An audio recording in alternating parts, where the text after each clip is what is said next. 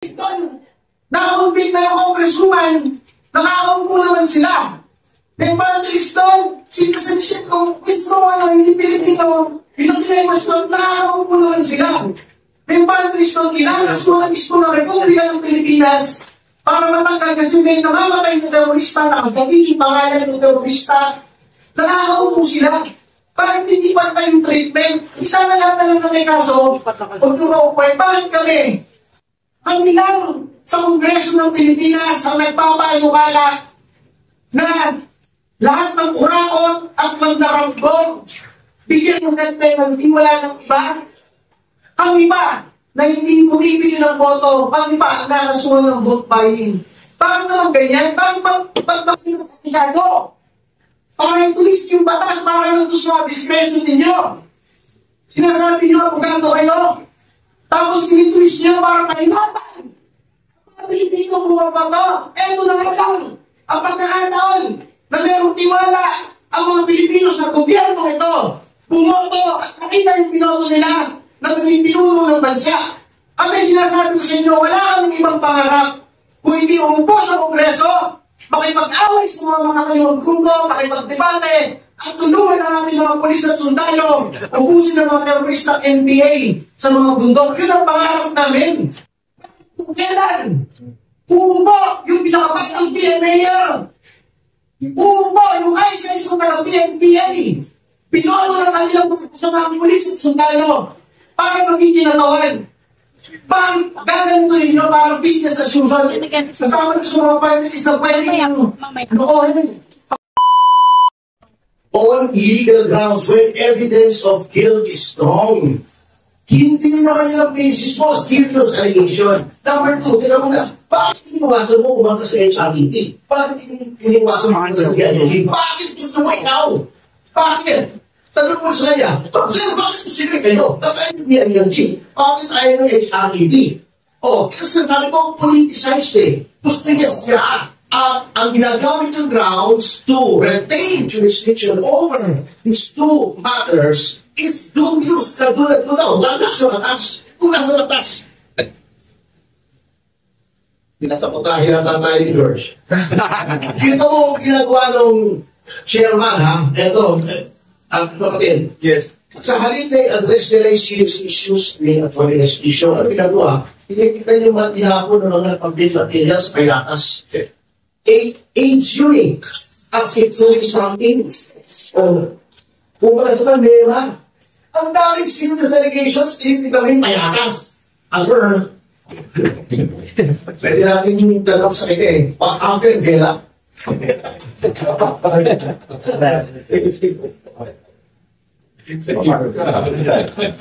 Well, she's important as a name. So, like, a comment from Chair Ronald and kay Attorney Berlito Pastor. Kanina sinabi ni Attorney Harold, kailangan mag-impeach yung mga commissioners ng Comelec kasunod ng mga naging irrelevant. Very good at that. Sa commission on people elections. Your thought on this, Chairman Ronald and Attorney Berlito? Alam niyo, sabihin ko sa inyo, ako ay naging chairman rin ng isang komisyon, naging head of agency. Minsan, ikaw lahat kayo, appointee ng presidente, nag-usap-usap kayo doon, ano ba ang gusto ng presidente? Pasip-sipat kayo dyan. Di ba? Kaya sabihin ko, meron nagbulong kay Chairman George Garcia, pare, i-disqualify mo. Tapos siya naman, sasabihin niya mga masama niya, ang utos, disqualify yan. Kaya sabay-sabay silang pumirman kung sa LBO sila i-hold muna. Masabi ko, sa mga kasamang commissioner, kahit sa mga direktor ng Comelec na nag-recommend na i-hold kami. Pag kayo kinasuhan, lalo na yung mga direktor na nag-advise daw sa LBOC na i-hold kami. Pag kayo kinasuhan natin sa ombudsman, hindi nyo na kayang i-claim na inutusan lang kami. Kayo na nagtatrabaho habang buhay sa Comelec, pag kinasuhan kayo sa ombudsman, kayo mananagot. At kailan nyo ma-realize na hindi inutos yan ng Pangulong Bongbong Marcos. Dahil pagkatapos magsalita ng inyong head of agency, doon lang nagalit ng tono. Si Pangulong Bongbong Marcos pinagre-resign na lahat ng heads of agencies. Natapos na Kumbaga, ang dami nang nangyari. Natalo yung kandidato ng administrasyon sa Zamboanga, sa Davao, sa Cebu, sa Maynila. Nag-announce na ang Pangulong Bongbong Marcos. Tama na ang pamumulitika. Naghahanap na taong bayan ng aksyon. Tama na yung business as usual. Sino ang huli na namumulitika ng tono? Chairman George Garcia, ang inyong head of agency. Kaya kung sinasabi na sa inyo, mga komisyoner at sa mga direktor, ito yung utos sa taas. Alam nyo na hindi utos ng Pangulong Bongbong Marcos yan. At isa pang sinasabi ko, lahat pinagpa-file ng resignation, kahit yung taga-civil service chairman nag-file ng resignation, bakit Chairman George, ayaw mo i-file ng resignation? Wala kang tiwala kay Bongbong Marcos? Yung nag-appoint sa'yo, kinakabahan ka, yan ang i-accept na resignation sa dami ng anomalya na sinabi ni Atty. Harold Respicio. Alam mo, pag nawala si George Garcia dyan at may umangat na commissioner na chairman, marecommend ko sa kay Ninong Bongbong Marcos, kahit ulit beses na lang. Ninong, yung point to, itong magaling, na talagang hinahanap ang problema sa eleksyon at sinusolusyonan lamang.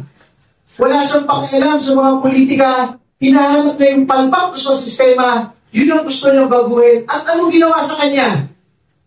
Siya pa ang dinanay rin sinuspend ng proclamation. Ganitong klaseng mga leader ang kailangan i-appoint dyan sa Comelec ni Bongbong.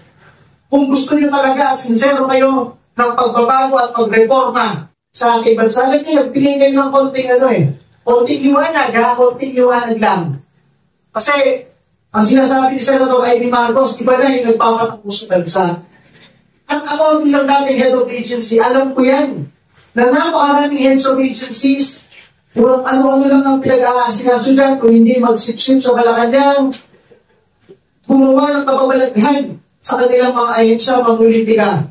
Nagsawa si Bongbong Marcos. At kailan na ginawa yun? Nung ang huling head of agency na nangulitika, pinagkakaroon ng bono ng 2 milyong Pilipino ay si George Garcia ng Comelec. Chairman, Congress of the refer you also impeachment. Tama po ba, you will be, confirmation you will be filing against Comelec commissioners for the ombudsman? Wala pa. Sabi ko lang na sa lahat ng nakikinig sa mga utos-utos, kasi puso sa mga ahensya yung utos sa Malacanang, utos sa Malacanang, iwan dyan. Nagwawala na yung mismong boss ng Malacanang sa dami ng politika na nakikiusap sa iba't ibang sekretary na ito ang utos niya. Ang utos na yun, mag-resign kayo lahat para bigyan siya ng tsansa, mabago man lang ng konti yung bansa, at kayo ang huling nakakontribute dun sa galit ng taong bayan sa kanya, kayo sa Comelec. On the issue. Before I answer that, hindi mo makakala na congratulate si Chairman Tardema, no? Chairman, congratulations, grabe. 2.3 million, talagang lumaki ang boto niya, no? Grabe laki. Ang boto. Ano sabi ko? Nagdaktel. Oo, nagdaktel. Lumaki ang boto. Aming lang ang boto naman eh. Diba? Anyway, yung Raul Manuel naman, grabe, hindi na nagdagan. Nagka-backlash. Yung Raul Manuel. Backlash! Diba? Nagalit siya. Ako. Naman, pero... Binigay yung action people ito yung chairman eh. Ang gagawin na diniwala mo rin siya sa ginong niya. Hindi ka pa yung gano'n. Tinanggal ka na sa nagsila yung kung issue eh. Kung naman yung buwan lang, pinasus ka ba? Naginiwala ka pa gano'n. Ako, kung paano ko ito eh. Mabilis akong nawala na rin para tayo. Okay, mga kansa lang. Pwede mag-file. Hello, pwede na mag-file sa ombudsman. Pero, few tayo at the moment, impeach mo yung chairman and members of the commission. They cannot be removed by the ombudsman. Although, mawawala, hindi na ma-actionan. Whatever facts na found ng ombudsman and stays there until mag-action turn, no? At anyway, meron po ako na nag-aaral na ng impeachment complaint both against the president and the chairman chairman, alam mo si chairman lang eh. Pero, nasasabihin nyo, anong chances? Don't have a snowball's chance in hell.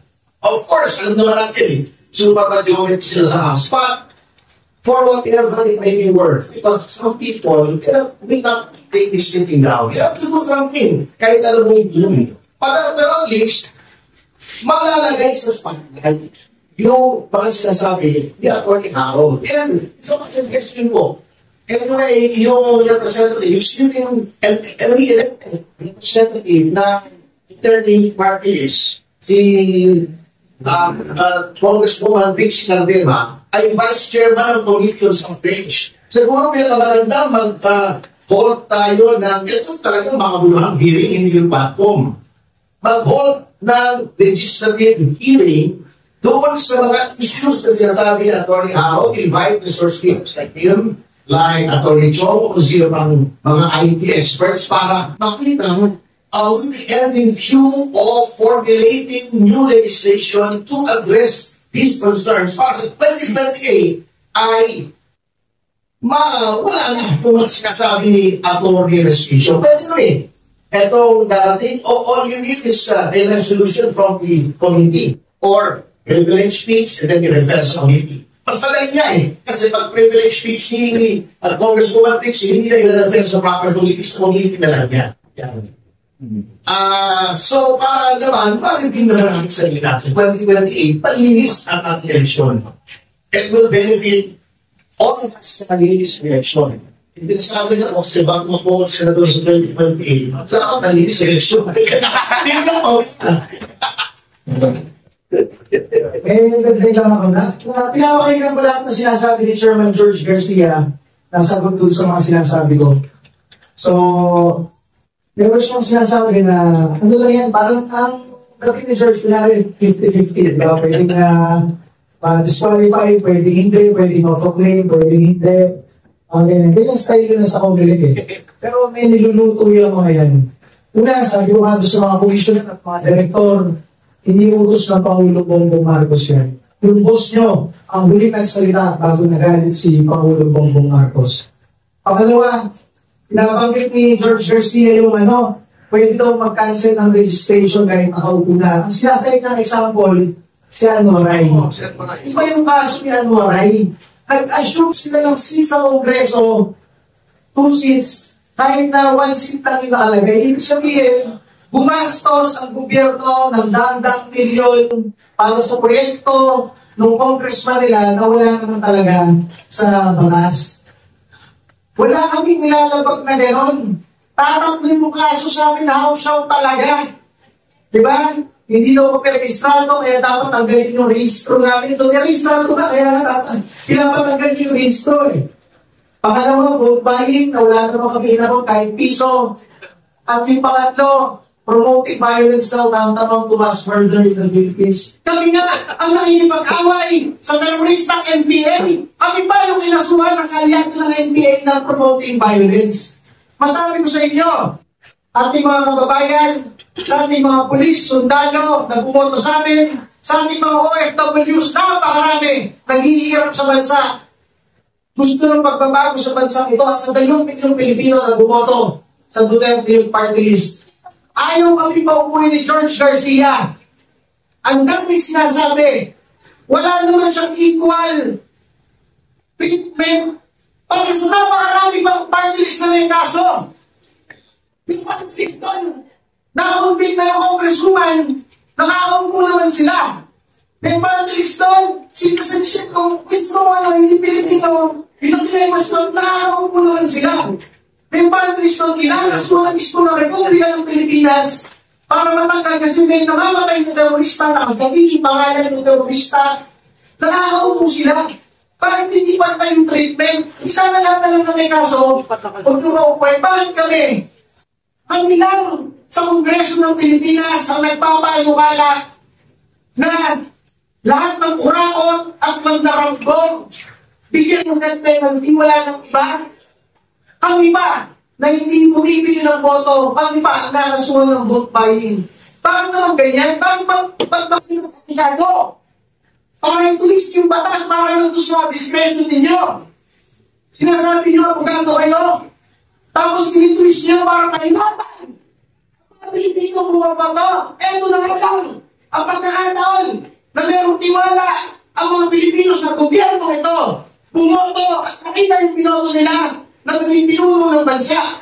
Kami sinasabi ko sa inyo, wala kaming ibang pangarap kung hindi umupo sa Kongreso, makipag-away sa mga kanilang grupo, makipag-debate, at tulungan ang ating mga pulis at sundalo, ubusin ang mga terorista at NPA sa mga bundok. Yun ang pangarap namin.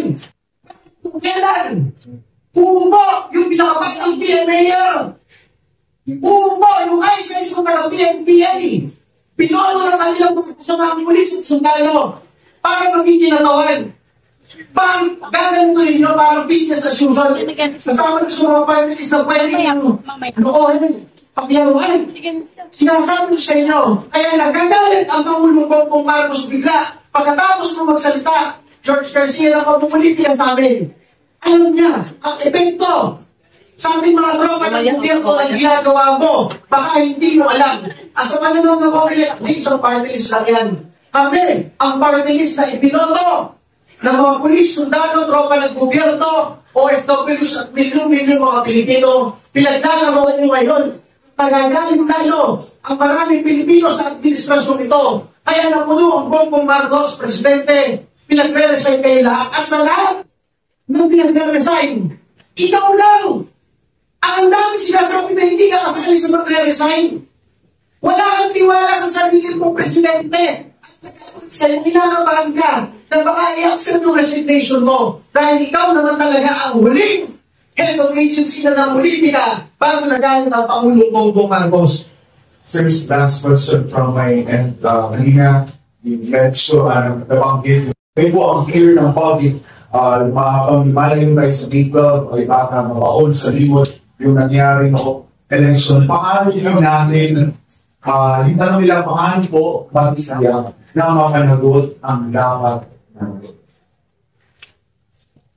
Kaya kailangan, nandito tayo, magkakasama, nandiyan kayo sa media, kami, ibinoto ng mga Pilipino, ay nagsasalita para baguhin yung mga bulok na sistema sa overlap na yan. At kung hindi natin gagawin ito, talagang mananayin sila, business as usual na naman. Ang nakasabay natin nagalit, may mismo boss nila, Presidente ng Pilipinas, hindi naman namin nalito. Si Pangulong Bongbong Marcos ngayon, naramdaman ni Bongbong Marcos ang daming galit na Pilipino, natalo ang kanyang mga kandidato, at nung nagsalita ang taong bayan kung sino gusto nila, pupolitikahin pa ni Comelec. Hindi na nung nagalit si Bongbong, itigil nila yung mag-resign ko na kayo lahat.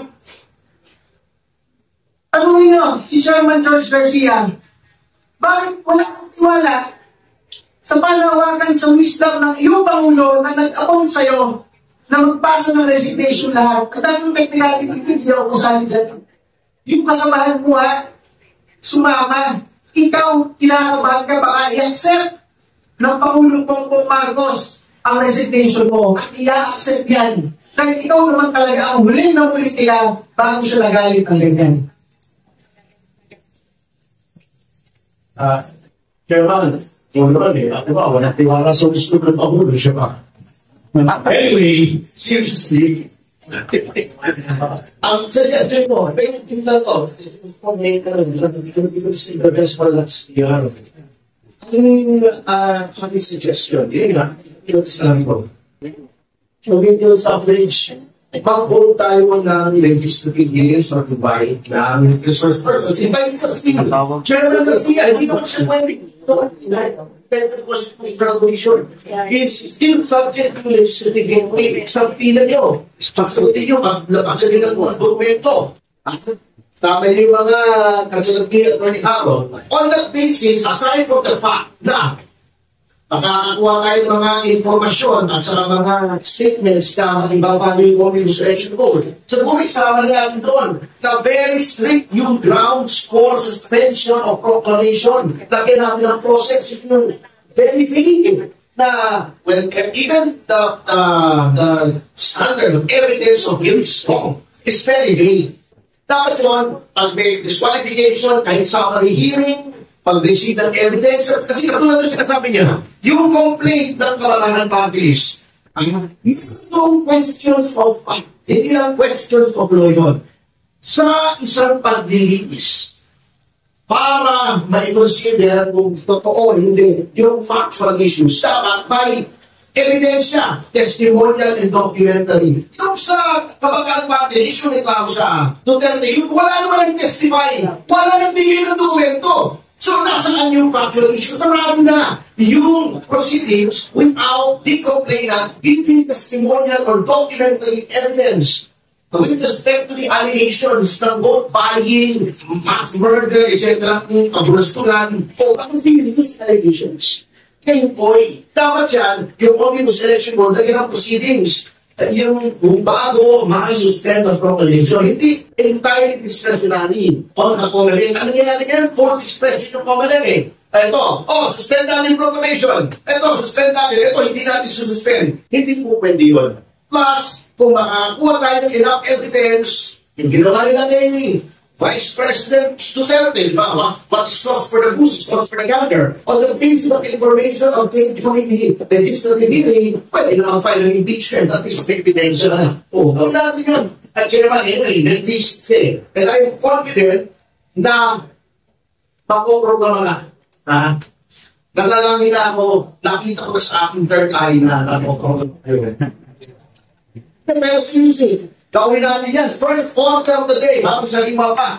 Nandiyan si Atty. Respicio, ibitahin natin. Ibitahin natin sila in their side para sa tayo. Dahil yan natin makikita kung anong epekto ng Omnibus Election Board. I-codify natin. Ang gulo lang sa unang election laws ngayon. Ang dami namin proclaim yung mga rules na nagagaling sa COMELEC na administrative rules. I-codify natin into law. Mas maganda po yun eh. And then, lagi namin ng procedure yung proclamation, ilagay natin mabuti kung ano dapat step by step in detail. Sabi nga ito ng Respicio, wag i-cooperate, dapat walang ibigay ng transparency server, COMELEC, ilagay natin sa batas lahat yun. At pag may violation, pwede for that particular area or kahit next one, the failure of elections. Dapat po, ganun technique because we are talking about elections. Elections are the lifeblood of a democratic and republican government. Without credible elections, hindi po maging matibay ang isang demokrasya. Mga kababayan, ito po ang ultimate na ganti natin sa kanila. Huwag niyo po kalilimutan ang panahong ito kung saan tayo ay inabuso at inapi ng administrasyong ito. Huwag niyo kalilimutan sa inyong isip, sa inyong damdamin. Huwag niyong mawala ang apoy sa inyong mga tute sa susunod na 3 taon para kapag dumating ang panahon sa 2020, maalala niyo pa rin ang panahon na ito at hindi na natin iboboto ang pamahalaan na nagka-counterman ng ating mandato at patuloy na nang-aabuso sa ating mga. Thank you. May matanong lang dito sa mga. May maraming nanonood na journalist sa Facebook Live. Si Ivan Saldaheno and 3 other journalists sinabi nila just got news that PS party list was already cleared at the division level of COMELEC and could be proclaimed if they get clearance from NBank. Does that give you in the Duterte party list more confidence that you would be cleared eventually? Question from Ivan Saldaheno, is a journalist, and 3 other journalists watching via Facebook Live. Pangalawang question naman dito, galing kay Mr. Rolando Tang ng Manila Standard Newspaper. Good morning. I am curious to know if Chairman Cardema plans to return to Congress himself, similar to what former Sagip Congressman Marcoleta did after withdrawing from the senatorial race in 2022. Since you won 3 seats, kayo ba ho ay uupo daw ba as congressman? Sabi ni Rolando ng Manila Standard. Unang tanong mo na yun tungkol sa BH party list. May nagtanong din dito journalist, ginag din daw yung disqualification case against Erwin Tulfo just now. At reaction daw po. So, noong Lunes, dalawa kami. Yes. BH and Duterte Youth Party List. Kay BH, ang sabi, merong nag-file ng disqualification last week against them. Sa Duterte Youth Party List, dalawa rin yung slide actually. Yung 2019 na pending na Kabataan Party List. At 2 weeks ago, nag-file na naman yung membro ng Kabataan Party List ng red tagging now. Masabi ko sa inyo, kung dinismiss yung kay PH, hindi pa daw kasi na natatanggap yung reklamo, kaya dinismiss. Kumbaga hindi hindi equal yung, treatment. Wala pang si PH doon sa kaso, inano siya sinuspend. Ganito rin yung sa amin 2 weeks ago, hindi pa namin nakikita yung red tagging na kaso sa amin.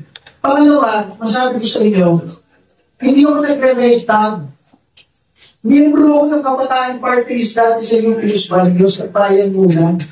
3 classmate ko, batchmate ko sa League of Filipino Students at sa Kabataan Party List, kami na bilang NPA. Pag ako nagbabanggit ng NPA na related sa Kabataan Party List, binabanggit ko yung pangalan kung saan naman tayo na-encounter ng AFP o PNP.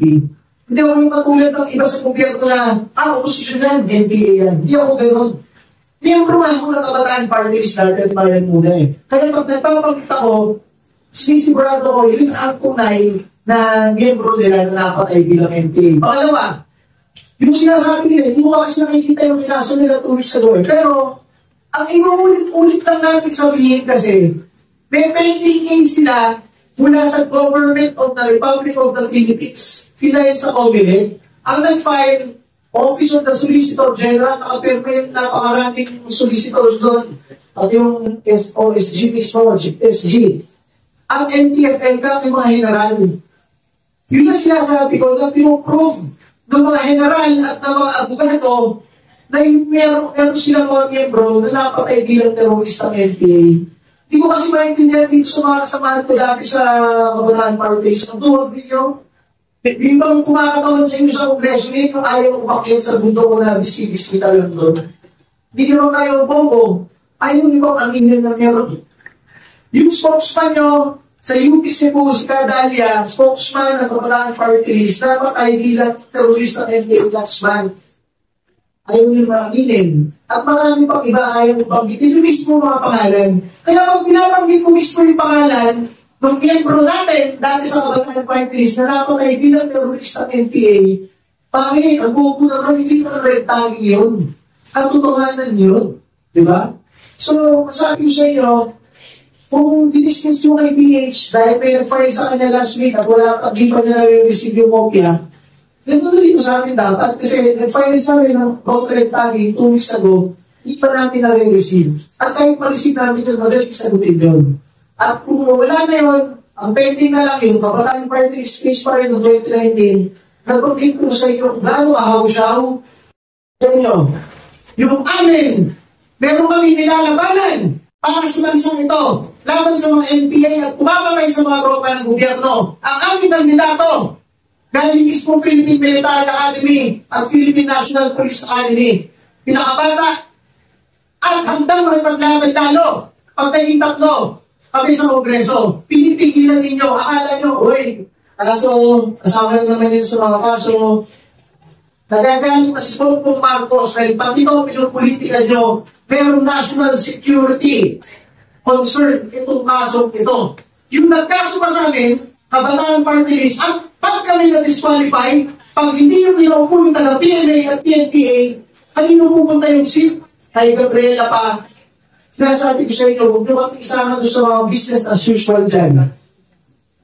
Noong sinabi ko doon, last time, ang sagot lang ng COMELEC, yung parang, pag-intindihin na po natin yung bukso ng damdamin, okay na po, hindi na daw nila sasabihin yung bukso ng damdamin ko.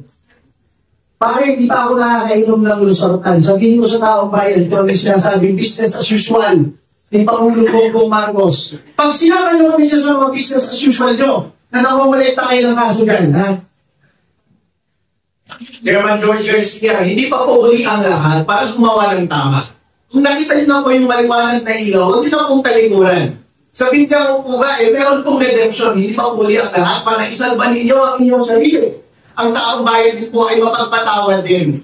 Gawin po natin ang tama para sa ating bansa. Wala pong magagawa ang ating mamumulitika. Wala pong magagawa kapag tinatalikuran natin ang gusto ng taong bayan. Kung ano po ang gusto ng taong bayan, doon po ang mapapaganda sa ating bansa. Hindi po natin sa kanila ito, at ito po ang tamang gawin. Hindi po ulit ang lahat para gumawa tayo ng tama at yun po ang ating pursue para sa ito ulan ng ating bansa.